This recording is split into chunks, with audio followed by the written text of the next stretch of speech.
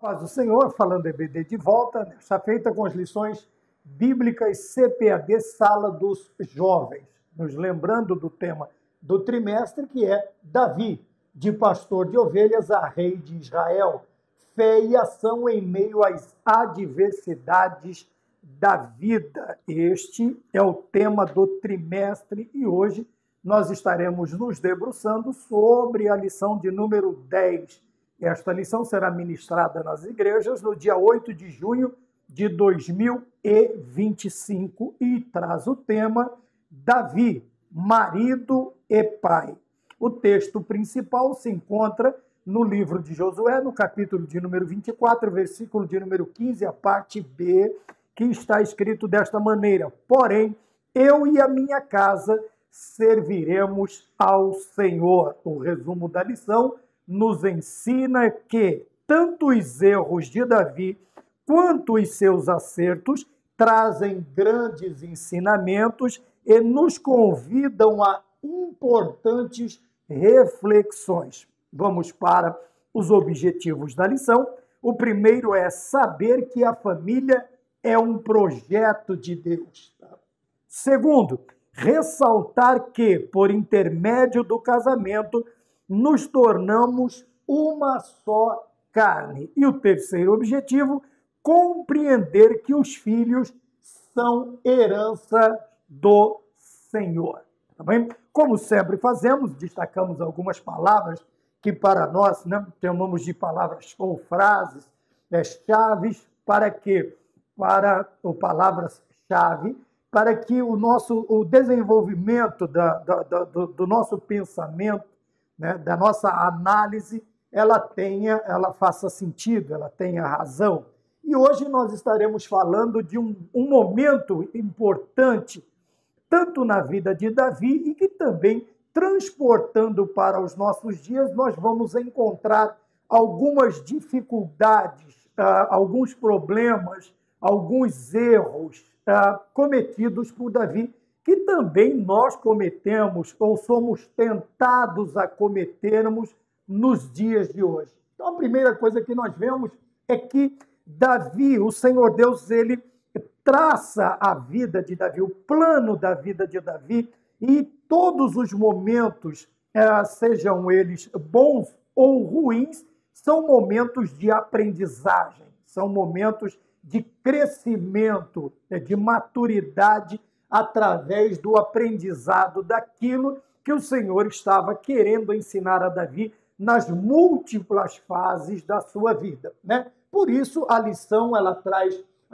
o tema principal, Davi, de pastor de ovelhas. Quer dizer, nós já o conhecemos pastoreando as ovelhas de seu pai, quando Samuel vai até a casa de Jessé para ungir o rei de Israel, que substituiria Saul, tá bem? Depois disso, nós vemos outra fase importante, que é Davi também, vamos dizer assim, tomando partido desde antemão sobre as coisas de Deus. É quando ele vai confrontar Golias, ou quando Golias está confrontando os soldados de Israel, e Davi, imbuído desta graça maravilhosa da presença do Senhor em sua vida, ele põe termo à vida de Golias.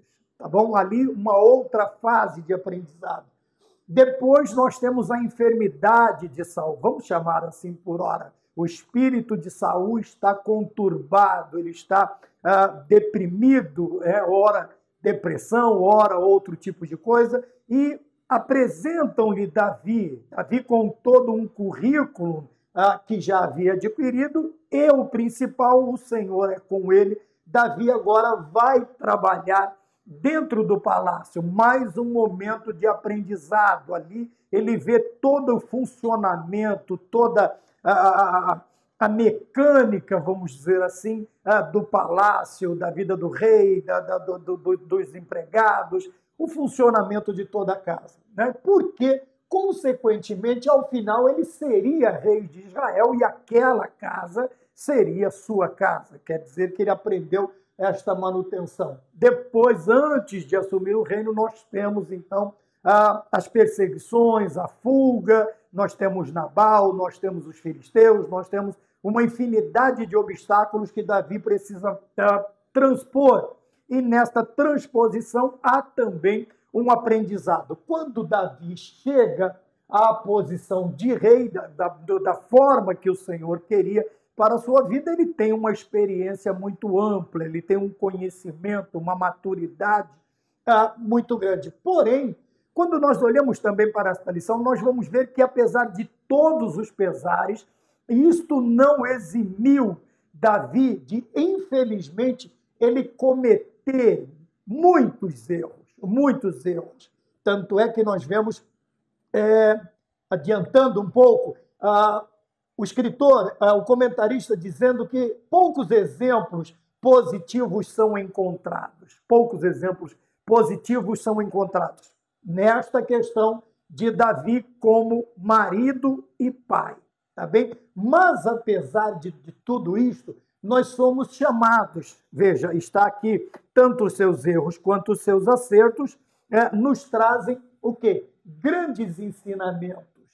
Mas, irmão Maurício, como é que eu vou aprender com os erros de alguém? Ora, eu vou aprender a não cometê-los ou não praticá-los. Sempre pensando assim, se deu errado com Davi, vai dar errado para mim também. Então, existem 3 tipos de pessoas. O que apanha para aprender, o que morre de apanhar e não aprende, e o que aprende somente vendo os outros apanharem. Você escolhe em qual posição, qual situação você vai se colocar. Então, esses grandes ensinamentos, eles vêm até nós, tá? Através de erros e de acertos. Através de erros e acertos. Porém, o importante é que, tendo diante de nós tanto erros e acertos, nós vamos pensar, nós vamos ponderar, nós vamos pesar prós e contras. E vamos fazer o quê? Chegarmos à conclusão do que é interessante ou não, do que eu vou fazer ou do que eu não vou fazer.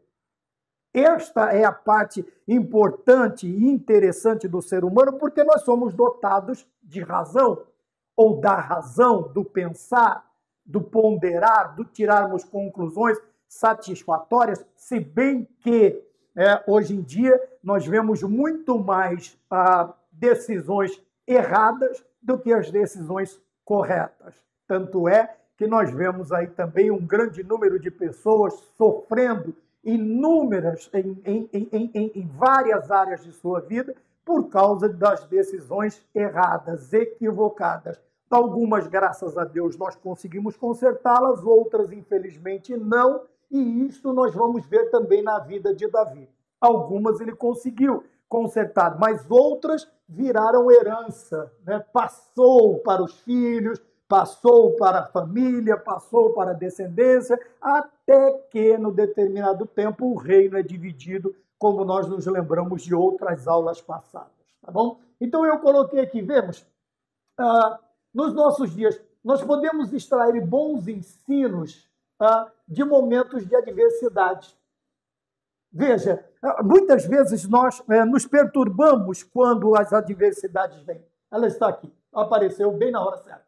Feias são em meio às adversidades da vida. Veja, as adversidades, geralmente, ela vai trazer, como que eu poderia dizer aqui em simples palavras, tristeza. Adversidades trazem preocupações, adversidades traz esmorecimento de espírito, a adversidade. Veja, porém, essas 2 características, né? Fé e ação, ação baseada na fé e a fé que produz uma ação, que faz a diferença, que vai fazer a diferença na vida daquele servo de Deus, a serva de Deus, daqueles que estão na presença do Senhor. Então, vejam bem, nós vamos, por causa dos momentos de adversidade, tá? Ainda que seja até necessário, às vezes, nós pararmos nesses momentos para tomarmos um fôlego, vamos dizer assim, nós vamos, neste momento de recomposição, de recompor o nosso ânimo, nós vamos começar a pensar. né? O porquê que eu cheguei aqui e eu cheguei cansado. Por que eu cheguei até este momento e este momento está me abalando? Qual deveria ser a minha reação? Qual deveria ser a minha ação? Tá? O nível da minha fé me permite agir ou o meu nível de fé não me permite agir, vai me fazer prostrar? Como está a minha fé no Senhor? Então, nós vamos ver aqui, dentro da história familiar de Davi, momentos bons e momentos ruins. Porém, o escritor já disse que são poucos exemplos positivos. Tá bom? Quando falamos destes importantes, grandes ensinamentos que nos chamam a importantes reflexões, aí nós já começamos a entrar também nos objetivos da lição. E eu separei ensinamentos que estão sendo perdidos, tá? Ou nós chamaremos mais à frente de valores que mantêm uma família, ou que mantêm ou que um marido, o pai, ele deve ter para manter estabilizada a sua família, a sua casa. Tá bem? A primeira coisa que nós vemos é que nós aprendemos sobre o casamento. Que o casamento não é, já falamos sobre isso inúmeras vezes, o casamento não é uma ideia humana, tá? Pelo contrário, o casamento, ele é um projeto de Deus. O que é um projeto? Vamos agora olhar para alguém que quer construir, sei lá, uma casa, um sobrado, um prédio de apartamentos. Para isso, ele precisa de um projetista. Então, ele vai levar para o projetista a ideia, o terreno que ele tem, o poder aquisitivo que ele tem, ele vai colocar ali diante do projetista. Dentro disto, o projetista, o que ele vai fazer? Ele vai projetar na sua mente aquilo que lhe foi passado. Consequentemente, sai da mente e vem para o papel. É um projeto, tá bem? É um projeto, né? E aquele projeto, ele pode ser só no papel, ele pode ser um croquis, ele pode ser aquelas miniaturas, que eu esqueci o nome agora, mas quando nós falamos de projeto de Deus, são graus a mais, tá? Elevado a muito esta potência. Por quê? Quando falamos do projeto de Deus, é que o casamento está inserido num projeto de quê? Naquele projeto de salvação. Tá bem? Por que no projeto de salvação? Por que nós estamos falando sobre isto? Porque, veja bem, através da manutenção e da permanência, do cuidado da família através do casamento, é que vem o Salvador. O Salvador, obviamente, precisou vir de uma família, né? E a sua família, nós temos uma outra observação, que era uma família real, né? Nós vamos ver a árvore genealógica. E para que o Senhor tenha esta árvore genealógica, é necessário que ele tenha uma família. Então, veja, este projeto de Deus, que é o casamento, então ele faz parte daquele projeto de salvação, do projeto de resgate, de reestruturação. Para que o Salvador, no tempo certo, ele viesse, no tempo de Deus, no tempo certo, era necessário que este projeto se mantivesse de forma correta, porque nós vamos ver que hoje a ideia de casamento, a ideia de família está totalmente equivocada, graças a Deus não totalmente perdida, ainda resta um povo, um remanescente que na presença de Deus também, e que trabalham para que, lutam também para que este projeto ele permaneça. O mundo, obviamente, o diabo tem lutado constantemente contra. A segunda coisa que nós vemos, este projeto não era um projeto apenas de unir ou juntar um homem e uma mulher. Não, veja, a ideia de Deus é esta, uma só carne, tá bem? Vocês estão casando, tá bem? E vão para casa, vamos separar aqui, né?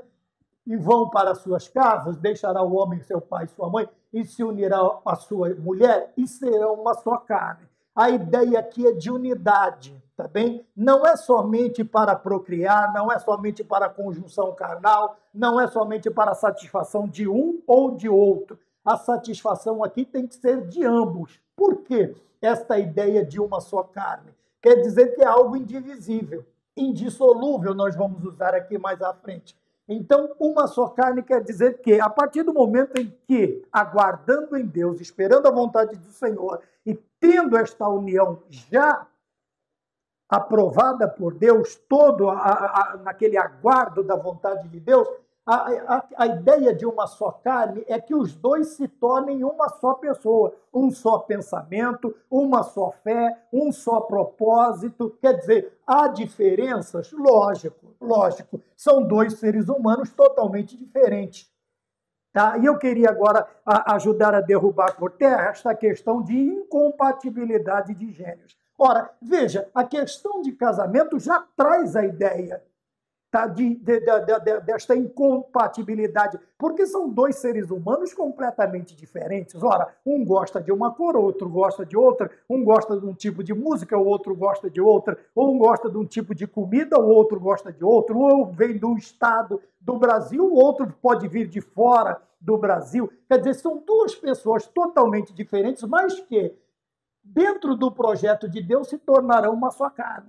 Como que eles vão se tornar uma só carne? A partir do momento em que estas diferenças aparecem, sejam culturais, sejam, como se diz lá, de comida, culinárias, sejam qualquer tipo de diferença, ela é resolvida através do quê? Da oração. Tá bem? Então, um gosta de uma cor, outra gosta, mas os dois gostam desta, então vamos usar esta daqui. Tá bem? Eu gosto dessa comida. Mas eu queria comer esta comida. Então vamos comer. Mas nós dois gostamos dessa. Então vamos comer esta aqui. Se bem que, quando nós falarmos do amor, vai ser aquela coisa maravilhosa, né? Eu gosto de um bom churrasco. A minha esposa gosta de frango. E quantas vezes nós, na hora de falar, o que nós vamos comer? Então a ideia vai partir de alguém. Então vamos comer frango. Mas você gosta? Não, mas hoje eu estou com vontade de comer frango. Mas por quê? Porque agora nós somos uma só carne. Estamos no mesmo propósito. A luta é a mesma. E casamento, às vezes, a maioria das vezes, é abrir mão do que eu quero para a alegria, para a satisfação de outro, quer dizer, do cônjuge. Tá bem? E quando vivemos uma só carne, o que acontece com isto? Obviamente, salvo alguns, infelizmente, alguns casos, né? A herança do Senhor, ela vem. A herança do Senhor. Quem é a herança do Senhor? A herança do Senhor são os filhos. São os filhos. Tá bem? Então, veja, a partir do momento que nós estamos dentro desta ideia, tá? Nós estamos participando do projeto de Deus, nos tornamos uma só carne. A partir daqui, a herança do Senhor é aquela alegria de nós vermos frutos, não somente avanços ou conquistas, não somente financeiras, imobiliárias ou qual que seja, mas principalmente a questão dos filhos, que é quando nós olhamos para eles e vemos que o Senhor nos deu graça para que o nosso nome, aquilo que nós somos, nós, eu, a esposa, eu, nós vamos ver as nossas descendências, viram os netos. É aquela alegria de ver que Deus está nos abençoando com a continuidade da minha vida, do meu nome, da minha família, tá bem? Mas tudo isto nós vamos também nos deparar com um problema que Davi, ele se deparou. Veja, há uma pergunta na lição que diz assim, na introdução da lição, como Davi conduziu sua família? Veja que a parte de Deus, ela está toda pronta e ela é perfeita, tá bem? Prova disso é que nós temos aí mais de 8 bilhões de seres humanos e desde a fundação, desde o primeiro casal, Adão e Eva, até hoje, quantos seres humanos pisaram sobre a face desta terra? Uma boa parte, obviamente, está sob ela. Alguns aguardando a bem-aventurada esperança, que é a volta ou a chamada para nós estarmos nas bodas do Cordeiro, tanto os do Antigo quanto os do Novo Testamento, tá bem? E outros, infelizmente, como disse Daniel, para vergonha e desprezo eterno. Mas se formos calcular, eu não sei quantos bilhões, trilhões de seres humanos já estiveram aqui. E Deus, então, ele mantém o seu projeto, ele continua com o seu projeto intacto. apesar de todas as lutas, contra todas as adversidades, contra a instituição casamento, ela continua de pé. Continua de pé. Ainda é o sonho de muitos jovens, muitos jovens, muitas jovens, tanto meninos, os rapazes, quanto as meninas, né, querem casar, tem aquele sonho do casamento na igreja, das roupas, da festa, aquela alegria toda, tudo aquela aura linda, celestial, mágica em torno do casamento. Mas depois disso, o que acontece? Vem a questão de conduzir. Quer dizer, como é que nós vamos conduzir? Como é que nós vamos dirigir o nosso casamento? Como é que nós vamos cuidar deste casamento e também da possível família que cresceu agora, 1, 2, 3 filhos? Também não vou entrar nesta questão. Veja, então, a pergunta é como Davi conduziu a sua família? E nós vamos ver que, infelizmente, o escritor, vou repetir, apesar de poucos exemplos positivos de Davi, mas ele conduziu sua família. E esta é a pergunta para nós hoje. O problema não está tanto, o problema é que depois que você sai da festa, acabou a festa, acabou as músicas, acabou o refrigerante, acabou o bolo, acabou o pãozinho com carne moída, agora é que vem o casamento de verdade. Até agora era só festa. Agora vem o problema do quê? Da condução e manutenção do casamento. Tá bem? Assim como Deus, o casamento é um projeto de Deus, nós também precisamos ter um projeto, né? E este projeto, principalmente o rapaz, ele vai trazer esse projeto desde antes, né? Desde antes de conhecer a moça, né? A sua futura noiva, desde antes. Veja que nós temos, desde a mais tenra idade, nós já pensamos nisso, né? A maioria de nós, pelo menos, pensou. Eu sempre tive este pensamento, a alegria de ter uma esposa, de ter uma casa, de ter filhos, né? No meu caso, eu falava de filhas. E o Senhor me abençoou, graças a Deus. Tenho uma família razoavelmente, e agora já estou vendo a segunda geração da minha família, graças a Deus. Veja, mas esse projeto ele não pode começar a ser traçado aqui. Veja, tanto o rapaz quanto a moça já tem que ter em mente, tá bem? Através de experiências, observando seus pais, seus avós, nós vamos falar sobre eles aqui.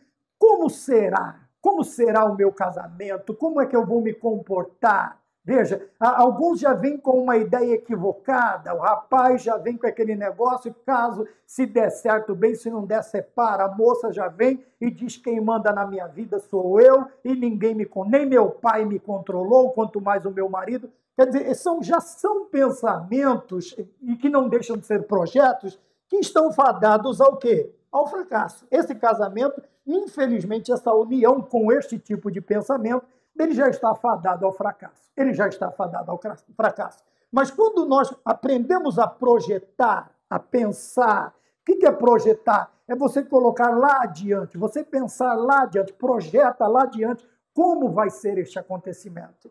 Tá bem? E, obviamente, o rapaz será um exemplo de marido, a moça será um exemplo de esposa, e ambos serão um exemplo de pais, de bons pais na realidade. Tá bem? Vindo mais adiante, então vamos voltar à questão dos exemplos que, infelizmente, na vida de Davi, apesar de ser um homem chamado e designado como um homem segundo o coração de Deus, infelizmente, são é maior o número de exemplos negativos do que o número de exemplos positivos. Tá bom? O escritor disse, veja, ele escreveu assim: existem poucos exemplos positivos. Tá? Por quê? Porque a maioria é um exemplo que não traz a ideia de acertos. Porém, eu coloquei aqui, estes exemplos, tanto um quanto outros, eles estão todos na Bíblia. Só não nos chama atenção. Por que não nos chama atenção? Porque não é legal falar sobre isto. Falar sobre o quê? Sobre fracasso, sobre doença, sobre derrotas, sobre a morte, sobre as traições, sobre os disputos que nós veremos aqui embaixo. Veja, são coisas que não nos chamam atenção. Uma certa feita, eu estava trabalhando numa agência missionária e eu fui chamado a atenção porque o líder não queria que nós dessemos exemplos negativos, testemunhos negativos, sabe? Alguém ficou enfermo, então não pode falar. Mas Jesus curou. Ah, então glória a Deus, Jesus curou o irmão. Mas veja, mas para Jesus curar, ele teve que ficar enfermo. E quando eu vou pedir oração, eu tenho que pedir oração por um objetivo.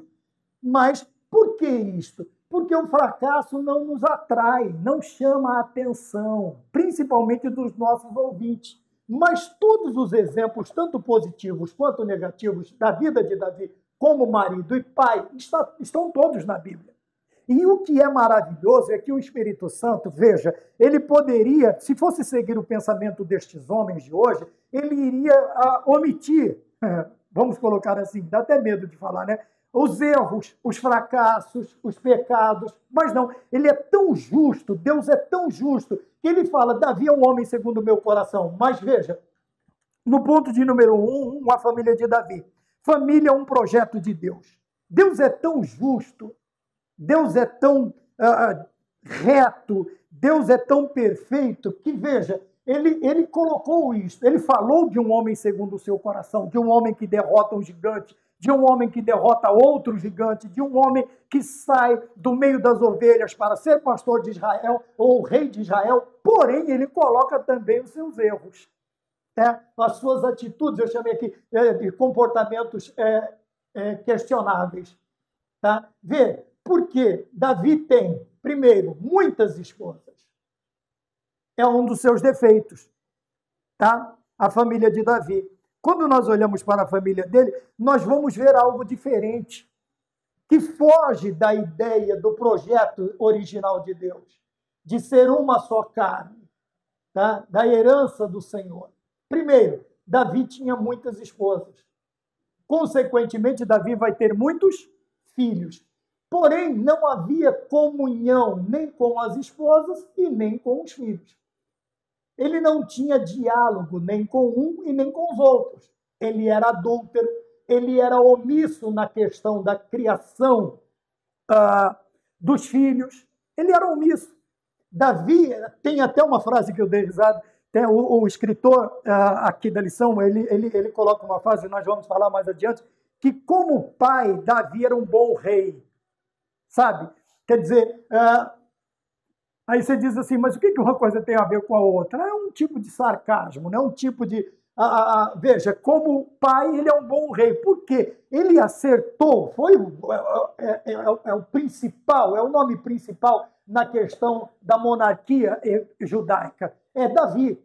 Então, como rei, ele foi excelente, foi um rei maravilhoso. Mas como pai e marido, infelizmente, ele fracassa. Por quê? Veja, ele vai fugir do projeto de Deus. Por quê? Muitas esposas, não tinha comunhão, não tinha diálogo, nem com a esposa e nem com os filhos, com as esposas. Era adúltero, né? No caso de Betseba, era omisso também na questão do cuidado da sua família, educação. Consequentemente, este pai, o que ele fez? Ele gerou filhos frágeis, tá? Gerar aqui, ter filhos. E nós podemos falar também que destes filhos gerados, suas gerações também, infelizmente, foram afetados. Aqui no ponto de número 1, 2, nós vamos falar sobre a herança familiar. Tá? Ele vai criar... Quando a família é conduzida desta maneira, tanto por Davi quanto por nós, o que acontece? Esta geração, nós vamos gerar o quê? Filhos frágeis e imaturos. O que é frágil, né? Existem tantas pessoas que qualquer coisa, qualquer ventinho já tira do... E imaturos, infantis, inscientes, sabe? São aquelas pessoas que não alcançam o estágio adulto, eles alcançam a idade adulta, mas não o estágio adulto que é a maturidade. Tá bem? E nós poderíamos citar exemplos? Podemos citar exemplos. Veja, vamos citar os 3 mais conhecidos: Absalão, Adonias e Amon. Aí diz para mim, por que, irmão Maurício? Porque esses aqui são os que aparecem mais, são nomes mais proeminentes dentro da história de Davi, né? Do que vem sendo trazido. Alguns são meros coadjuvantes, mas esses 3 aqui, 4 com Salomão, são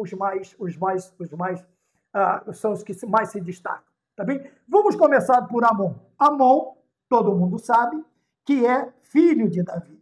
E Amon, veja, por sua fragilidade e imaturidade, por causa da omissão, por causa da falta de diálogo, de comunhão, veja, Amon, ele se apaixona por Tamar. Tamar era sua meia-irmã, porque era filha de Davi, mas era filho de outra mãe. O que acontece com isto aqui? E ele quer, porque quer, tomar Tamar para si, tá? Ter conjunção carnal com a sua meio-irmã, que nós podemos chamar de incesto. Tá? Mas o ponto principal, veja, o que eu quero destacar é que quando Amon, agora doente, chega a ficar doente por causa desta paixão, não era amor, já vou explicar por quê, ele começa a tomar conselho com seus amigos. E um dos seus grandes amigos olha para ele e diz assim: ei, Amon, sabe aquela ideia de que você é filho do rei, você pode fazer o que você quiser? Cuidado.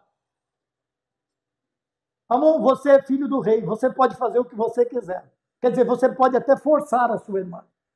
E ela vem e vê que ele não está bem de saúde, faz a ele um bolo, e quando ela vai trazer este bolo, este alimento, para o irmão moribundo, o que ele faz? Ele se aproveita e força a sua irmã. Ele violenta a sua irmã, meia-irmã. Mas, veja, por que eu chamei de paixão? Quando ele conseguiu o que ele queria, ele simplesmente a desprezou. Ele a desprezou. Obviamente, essa irmã, meia-irmã, essa mulher, ela vai cair numa profunda tristeza. O problema é que Tamar é irmã de Absalão, que é também meio-irmão de Amon. O que aconteceu aqui? O irmão toma as dores da irmã. E o que ele faz? Ele dá cabo de Amon. Ele dá cabo de Amon. Então, Amon agora já não faz mais parte. Tá bem? Por quê? Um caráter frágil e imaturo acabou tirando aí a sua vida.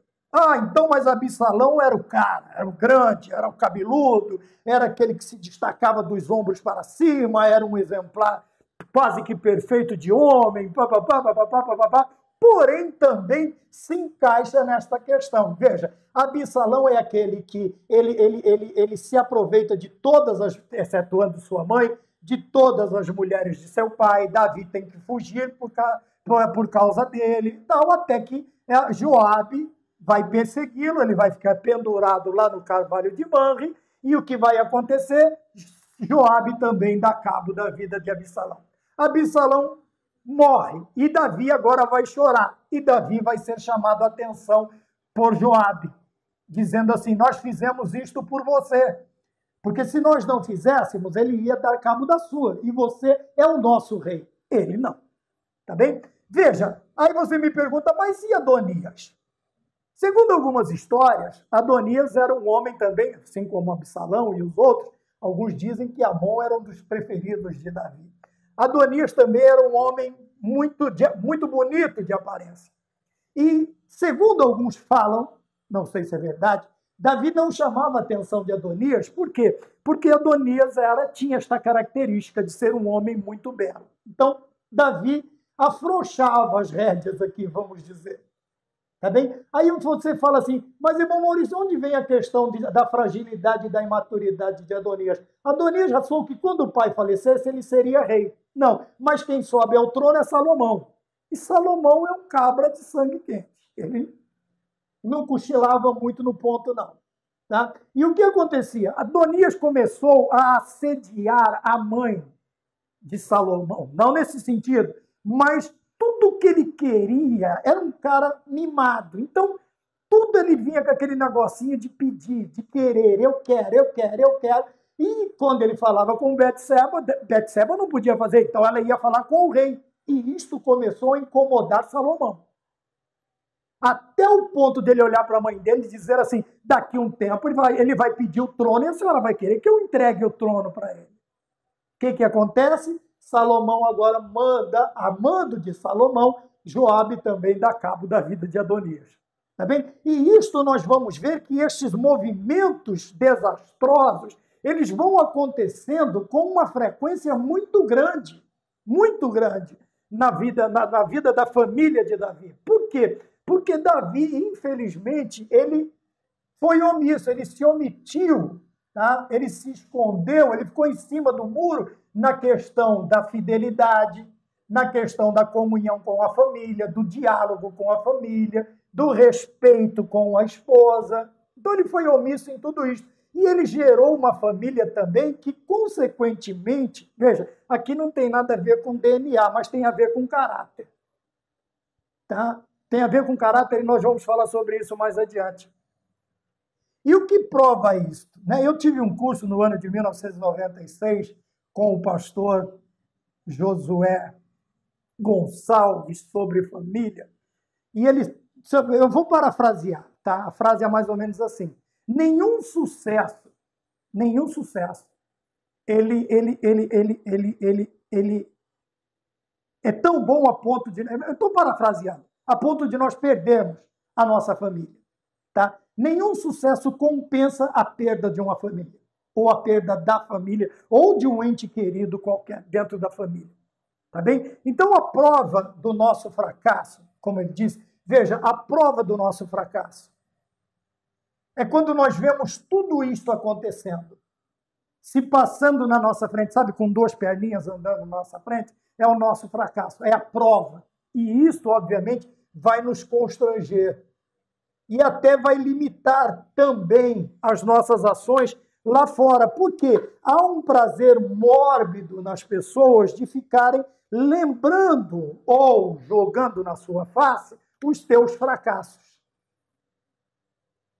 Aquilo que você deixou de conquistar. Tá bem? Então nós falamos aqui da família de Davi. No ponto de número 1, 2, está escrito assim: a família, nossa base. Ora, quando nós falamos de base, nós estamos falando de alicerce, aquilo que nos sustenta, aquilo que nos garante, aquilo que nos motiva, aquilo que nos alegra, aquilo que faz com que todas as manhãs, ao relógio despertar, nós nos despertamos com alegria. Primeiro, porque Deus nos concedeu mais um dia de vida. Segundo, porque eu vou trabalhar em prol da minha família. Então, quando eu olho, vai até o quarto dos filhos. Hoje, meus filhos são todas casadas, graças a Deus, tem suas... Mas todos os dias, o finado meu pai tinha este costume, eu tinha este costume, hoje, né, elas têm suas casas, mas levantar de manhã, a primeira coisa era ir lá olhar. Ver, está todo mundo bem, dormindo, dar um beijo em cada um e ir trabalhar. Aquilo motiva, aquela visão, você vê a sua esposa do seu lado, você vê os seus filhos, é motivação, tá bem? Porém, meus queridos, veja, ele fala sobre a herança familiar, que é esta questão do caráter, quando nós contribuímos, quando não somos omissos, mas somos participativos, nós vamos inserir na mentalidade, no coração dos nossos filhos, pensamentos e capacidades e formas de ver o mundo completamente diferentes. Ao contrário que, quando nos omitimos, esta herança ela será nociva. Como nós vimos aqui, eu coloquei 3 exemplos. Absalão, 4 no caso. Absalão, Adonias, Amon e Salomão. Tá bem? Então veja, o que seria esta herança familiar? Se a família é a nossa base, obviamente, esta família ela é uma herança. E o que é que nós estamos deixando para os nossos filhos? Veja, a herança que nós deixamos para ele é refletida, ela transparece, ela está diante de nós e dos outros de que forma? Primeiro, em pensamentos. Obviamente que nós conseguimos inculcar, como o Senhor Deus disse a Moisés, e o Senhor Moisés disse ao povo, inculque em vossos filhos. E ele começa a citar os mandamentos, as leis, aquilo que deveria ser ensinado para a criança e até a sua velhice, ele não se desviaria dele. Tá bem? Capacidades, aqui fala de aptidões, né? Aptidões. Tá? Estaremos aptos, capacitados para fazer alguma coisa. E outra coisa interessante, formas de ver o mundo. Dependendo da forma em que nós vemos o mundo, vai refletir na nossa interação com ele. Veja, aí eu coloquei aqui que a nossa forma de ver o mundo tem que ser uma cosmovisão bíblica, uma visão ampla do mundo, mas uma visão bíblica. Por quê? A mundana vai ocasionar o ponto de número 1, 3.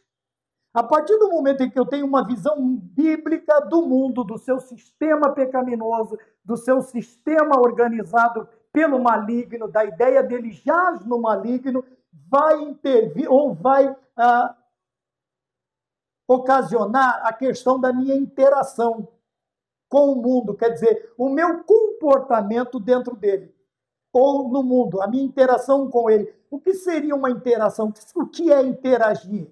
É a influência, quer dizer, que se eu tiver uma cosmovisão bíblica, a minha influência no mundo será o quê? Transmitir Jesus Cristo e salvação. Se a minha cosmovisão é mundana, a minha interação aí já vai ser um contrário. O mundo vai me influenciar. O mundo vai me influenciar. Quer dizer o quê? Veja, então interação, a influência mútua é uma ação mútua ou compartilhada. Mútua quer dizer mundo, crente, crente, mundo. Tá? Mas esta interação, partindo de uma visão bíblica, de um pensamento bíblico, obviamente que o meu modo de proceder, o meu comportamento dentro desta interação será o quê? Uma visão celestial. Tá bom? Celestial. É por isso que eu não posso me omitir. Tá? É por isso que eu não posso sair do projeto ou tentar modificar o projeto de Deus. Tá? Então, nós falamos de uma interação aqui mútua, mundo, crente, crente, mundo. A visão que eu preciso ter do mundo, a visão que eu tiver do mundo vai interferir na minha interação com ele. Tá? Se for bíblica, a minha interação, eu vou influenciar o mundo. Se não for bíblica, o mundo vai influenciar a minha vida, consequentemente, influenciará a minha família. E nós vamos para o ponto de número 1.3, que diz uma família para a glória de Deus. Se eu não tiver, vamos partir da ideia que nós não temos uma visão bíblica. A influência do mundo será como? A influência será da minha parte para com o mundo ou do mundo para comigo? Então, eu não tenho uma visão bíblica e o que acontece? A influência do mundo, o meu comportamento no mundo vai o quê? Influenciar na minha família, enfraquecendo a mesma. Por quê? Veja, as formas de enfraquecimento familiar. Primeiro, as formas ideológicas. O que nós vemos hoje, tá bem? Eu até apresentei, mas agora ela está ali, está um pouco distante de mim, mas eu vou achá-la, a lição que eu falei para vocês há alguns meses, alguns trimestres passados que eu ia guardar. Veja, esta lição aqui. Falso ou verdadeiro? Como combater as ideologias do nosso tempo? E o interessante é que nós temos muitas, veja, sofismas, ideologias, humanismo, né, que aqui nós colocamos como antropocentrismo nesta lição, o hedonismo, o relativismo, tudo isto são coisas, o que está acontecendo para enfraquecer o projeto de Deus, que é a família.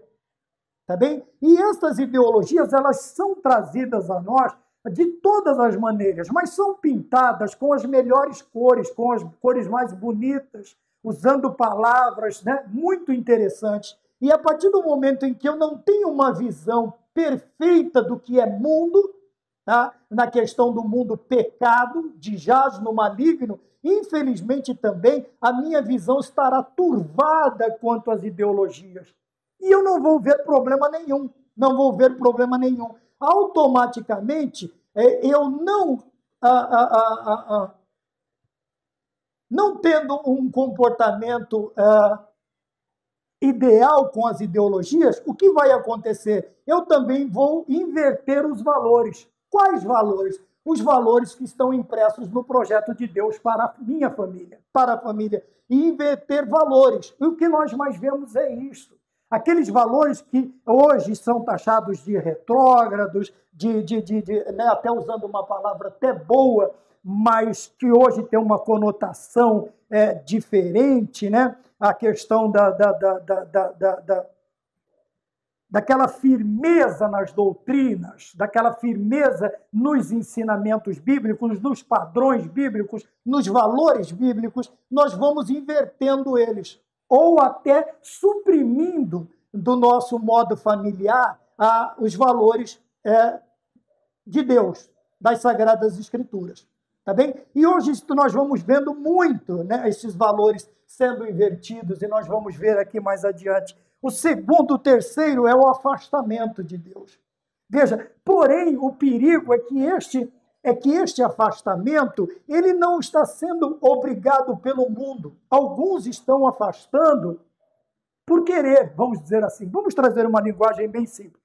Tá? As pessoas os crentes estão, os servos de Deus, alguns estão se afastando de Deus voluntariamente, propositalmente.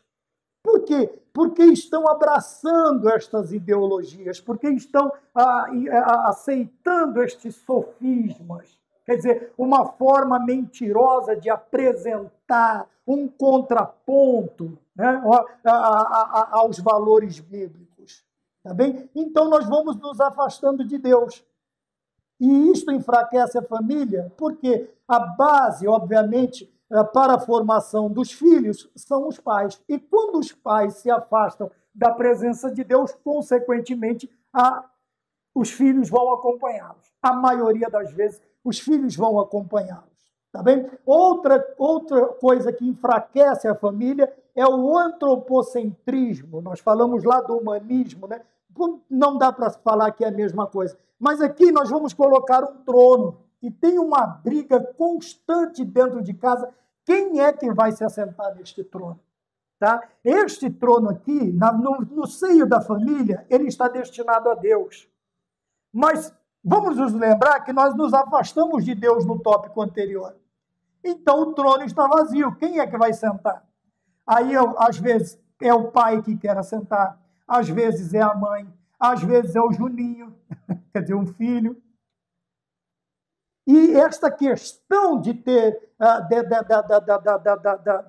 da hipervalorização do ser humano, da supervalorização do homem, que substitui Deus, ou que tira ou move Deus do seu lugar, ou coloca Deus em um segundo plano, também é uma questão de enfraquecimento familiar. Porque Deus não é mais o centro desta família. Josué, como nós lemos no início da lição, ele disse: eu e a minha casa serviremos ao Senhor. Por que ele disse isso? Porque os homens estavam propensos a servirem Baal. Ora, e ele disse: se Baal é Deus, serviu. Se o Senhor é Deus, serviu. Porém, eu e minha casa continuaremos deixando Deus no seu trono na nossa família. Eu e minha casa serviremos ao Senhor. Então, veja, por mais relevante que fosse a vida de Josué, ele não se coloca nesta posição e nem substitui Deus por outras coisas que o mundo, que as ideologias estão oferecendo.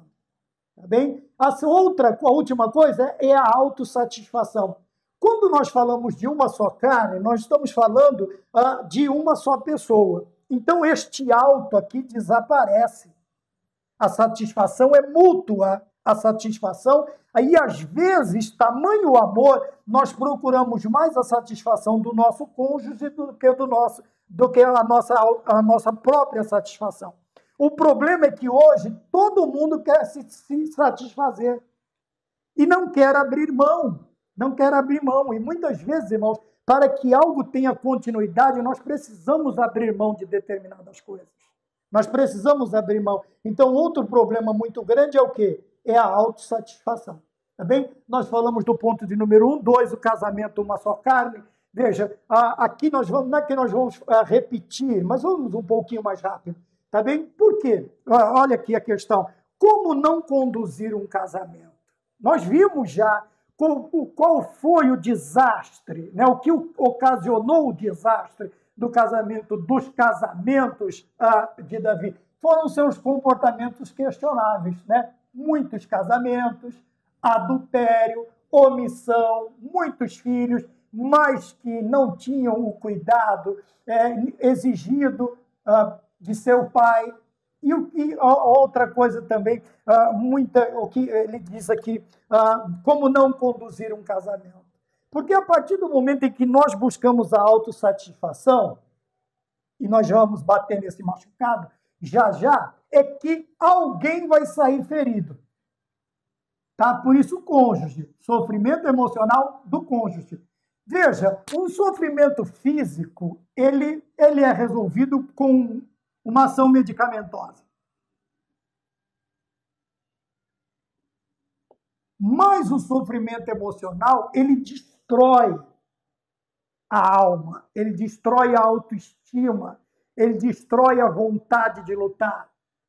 Tá bem? E o que acontece quando nós agimos desta maneira? A pessoa pode até acompanhar, estar perto, estar junto, mas o seu emocional está destruído. Acompanha por acompanhar, para não ficar mais feio.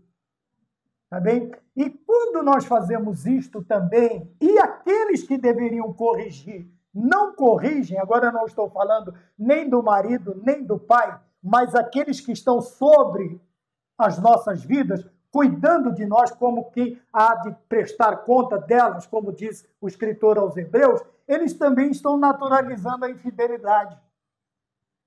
Veja, a partir do momento em que nós temos esses comportamentos questionáveis, nós estamos fazendo alguém sofrer, e nós sabemos que as doenças psíquicas, hoje em dia, é a causa de destruição, é a doença moderna, é a doença da atualidade.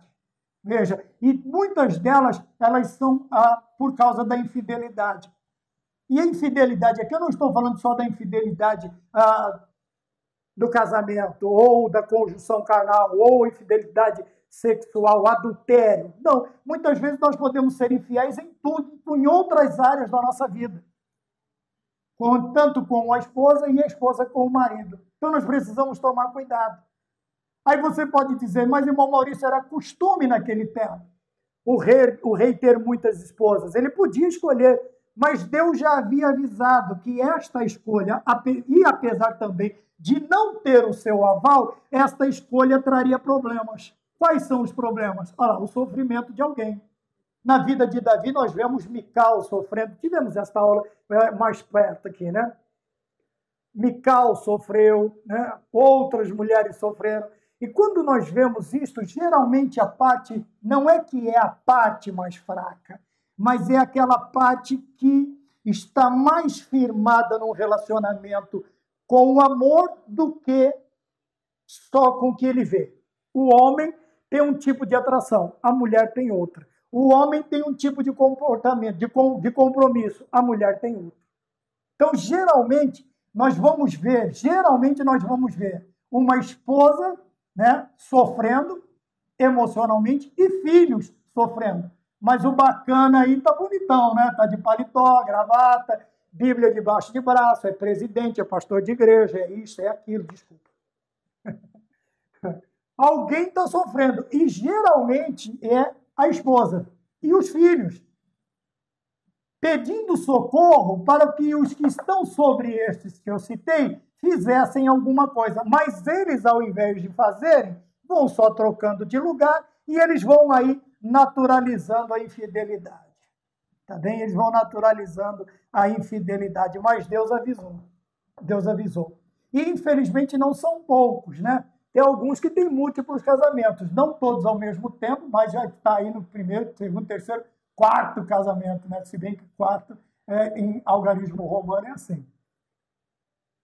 E vai separando, vai casando, vai separando, vai casando, e ninguém está nem aí com a paçoca. O negócio é entrar o cascai.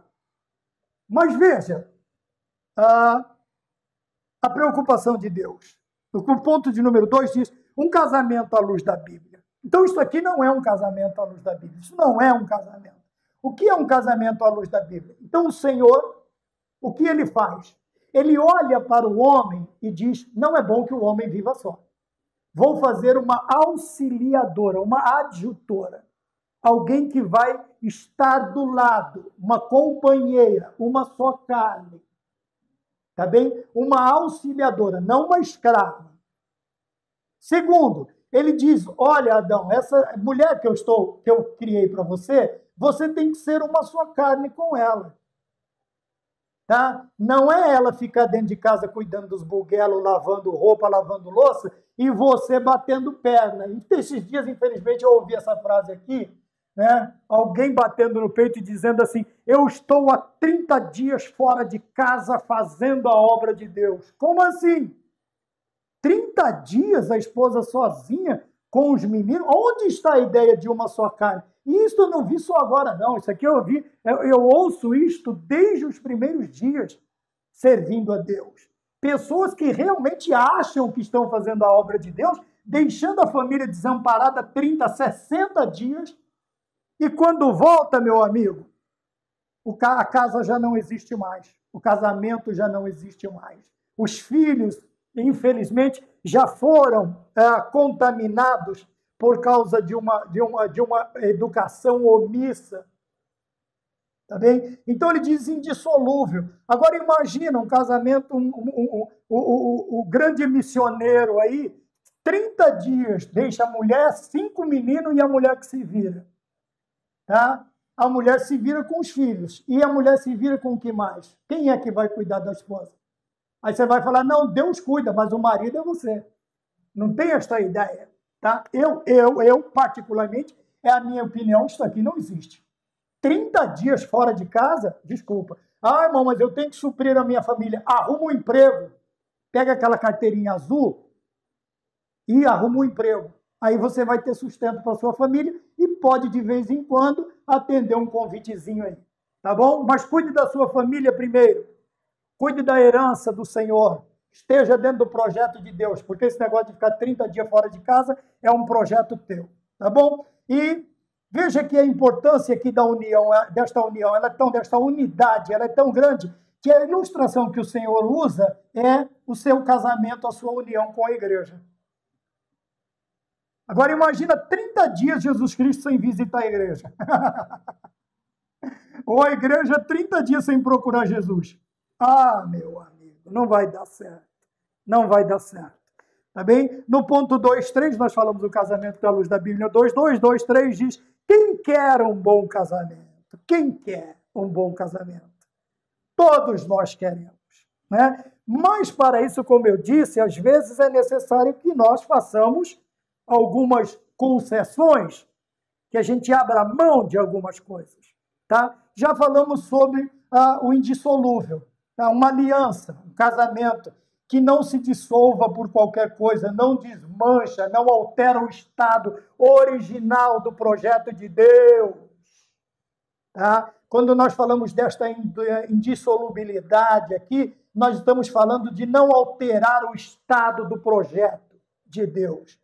Não tem nada que mudar. Ah, não, isso aqui é do passado, isso aqui era só para Deus. Agora o meu casamento vai ser segundo a minha vontade. Nunca será uma aliança. Moça, toma cuidado com esses espertinhos. Moços, da mesma maneira. Segundo, um casamento feliz é um casamento unido por um amor incondicional. Tá? Quer dizer, não tem condições.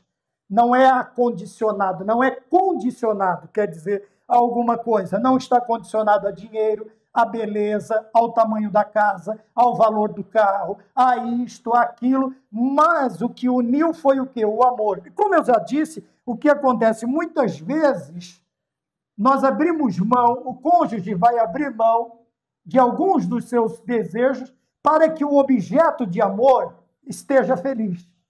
Assim Jesus Cristo fez. Ele nos amou sendo nós ainda pecadores. Tá? Porque não havia uma condição. Ele não falou, vai ter que acontecer tal coisa para eu amar vocês. Não, desta maneira não. Tá? A intimidade tem que ser crescente. E quando eu falo de intimidade, eu não estou falando só de conjunção carnal, não. Eu estou falando de todo tipo de intimidade. É aquele sentar na praça e tomar um sorvete. É aquele sentar no sofá e conversar. É aquele andar à toa, conversar fiado. A minha mãe falava, conversar fiado, de vez em quando conversar aí um miolo de pote, contanto que esse nó, como diz o nordestino, esse nó se arroche, o nó arroche na questão da intimidade. E isto nós teremos casamentos aí completando bodas de prata, bodas de ouro, bodas de diamante, eu sei lá, até que o Senhor os recolha, ou nos recolha. Então, a intimidade, tem pessoa que casa única e exclusivamente por causa da intimidade carnal. E isto é um casamento fadado, não é um casamento feliz. Porque tem hora que um ou outro não está animado, tão animado para isso. Outro casamento feliz, manter uma distância saudável, não entre o marido e a mulher, mas aos genitores, pais e avós. Agora o relacionamento dos pais e avós a esta nossa nova família que nasce é de aconselhamento. Por isso que tem que ter uma distância. Imagina o marido chega em casa cansado, aquela saudade, sabe, de dar um cheiro na esposa, chega lá, está todo mundo sentado no sofá assistindo televisão. Está o pai, está a mãe, está o avô, está a avó, os sobrinhos, e já traz vizinho. Quer dizer, como é que fica a intimidade do casal com esta interferência toda? Não tem como. Tá bem? Vamos mais adiante para encerrar, que eu já passei bastante do tempo. 3, eis que os filhos são herança do Senhor. Tá bem? E como herança do Senhor devem ser as nossas prioridades. Infelizmente, muito homem, vamos bater só nos homens hoje. Muitos que estamos falando de Davi, a prioridade de muitos homens não são os seus filhos, não é a família. Acabei de citar aqui o irmão que bate no peito e diz que fica 30 dias fora de casa sem ver a família. Deve fazer uma chamadinha de vídeo lá do hotel caro, né? Só que a família lá tem franguinho na panela, pelo menos? Porque você vai estar vivendo do bem bom, né? Prioridade. 3.2, que é o último tópico, vai falar sobre consequências de uma paternidade disfuncional. Veja que ele até cita amor e sofrimento de um pai na questão de Davi, mas de um pai ausente. Quer dizer que o amor e o sofrimento aqui é irrisório, sabe? É insuficiente. Por quê? Esta ausência vai pesar na formação do caráter dos filhos, como nós já vimos aqui. Tá bom? E nós usamos várias justificativas. Porém, as justificativas que nós usamos, elas são infundadas, são inválidas. Por quê? Porque não estamos dentro do projeto de Deus, que é uma só carne, e cuidando, priorizando a herança do Senhor, que são os nossos filhos. Como Davi conduziu sua família? Como nós estamos conduzindo nossas famílias? Eu agradeço a Deus, senhores professores, senhores superintendentes, senhores pastores, que Deus nos abençoe e que possamos ensinar as gerações mais novas a estarem dentro do projeto de Deus, a se unirem uma só carne com o seu cônjuge e cuidar da herança do Senhor, que são seus filhos. Consequentemente, estaremos contribuindo para que o casamento, uma instituição divina, ela perdure até a volta de nosso Senhor Jesus Cristo. Amém? Que Deus nos abençoe e ficamos todos com a paz do Senhor e até a próxima aula, se Deus nos permitir. Amém.